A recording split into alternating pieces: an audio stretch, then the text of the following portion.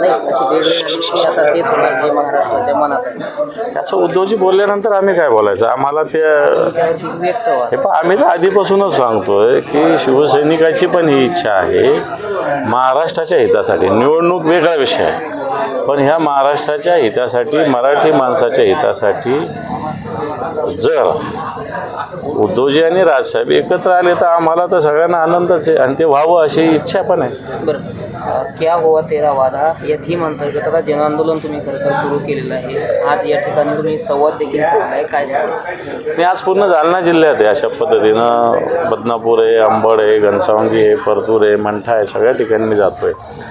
काल पण मी सिल्लोड, फुलंब्री असे अनेक तालुके केले.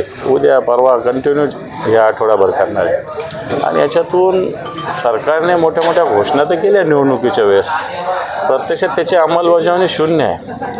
आपण सरकारला त्यांच्याच घोषणेचं आठवण आम्ही करून देतो आणि तुम्ही क्या हुआ तेरा वादा, तुम्ही वादे केले होते ना जनतेशी, शेतकऱ्यांशी, तर हे काय झालं याचं, हा साधा प्रश्न आम्ही विचारतो. त्याचं उत्तर सरकारला द्यावं लागेल. बरं लाडक्या बहिणीची फसवणूक केली तर कोर्टात जाऊ, अपात्रतेची कारवाई केली तर कोर्टात जाऊ असं बच्चू कडू म्हणतात.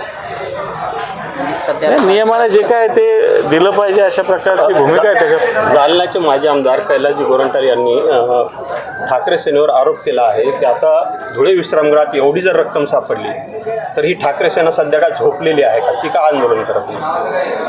वाटतं त्यांनी आधी पावलं उचलली पाहिजे. ठाकरे सेना योग्य पद्धतीने करतं. कोणी उचललं ते प्रकरण काढलं, कोणी बाहेर जरा कैलास गोरंट्याला विचारा. पुढे काही होत नाहीये त्याच्यात. कैलास गोरंट्याला हे विचारा की ते प्रकरण कोणी काढलं बाहेर. अनिल गोटे शिवसेनेचेच आहे, संजय राऊत शिवसेनेचे आहे. जरा तुमच्या पुढे काय बोलत नाही म्हणतात, ते काढलं तर आमच्या पक्षात आम्ही पाहू म्हणा, तुमच्या पक्षात तुम्ही बघा. तुमच्या गटाचे नेते भास्कर जाधव नाराज असल्याची चर्चा राजकीय काही नाही. चालली आहे. 2019च्या मंत्रिमंडळात खरं तर मला घ्यायला होतं अशी खतखत त्यांनी व्यक्त केलेली आहे. ते मोठे ज्येष्ठ नेते आहेत, मला त्याच्यातलं काही जास्त माहिती नाही. जालिंदर सुपेकरांचा एक महत्त्वाचा प्रश्न आहे. 1 वर्षात 102 बदले त्यांनी केले आहेत. त्यांचा बदल्यांचा रेकॉर्ड 1 वर्षात 102 बदले. जालिंदर सुपेकर हा करप्टेडच आहे अधिकारी. हे काय आता आगवणीमुळं बाहेर आला अशातला काही भाग नाही. आधीपासून जालिंदर सुपेकराविषयी ऑब्जेक्शन्स आहे. म्हणजे बदल्यामध्ये, खरेदी याच्यामध्ये, कायद्यांना देणाऱ्या सवलतीमध्ये, कायद्यांना वेगळ्या पद्धतीनं सुविधामध्ये जालिंदर सुपेकर सगळ्या महाराष्ट्रात आहे त्याच्यात अडकलेला आणि त्याच्यामुळे अशा अधिकाऱ्यावर सरकारने कारवाई केली पाहिजे. बरं लाडकी बहीण योजना बंद होणार नाही असा पुनरुच्चार पुन्हा एकदा एकनाथ शिंदे यांनी. असं कसं होऊ शकतं? बंद नाही होऊ शकत. बंद झाली तर आम्हीच आवाज उठवू ना. बंद करा कोणी मागणी केली? उलट सगळ्यांना लाभ द्या आणि 2100 करा अशी आमची मागणी. धन्यवाद.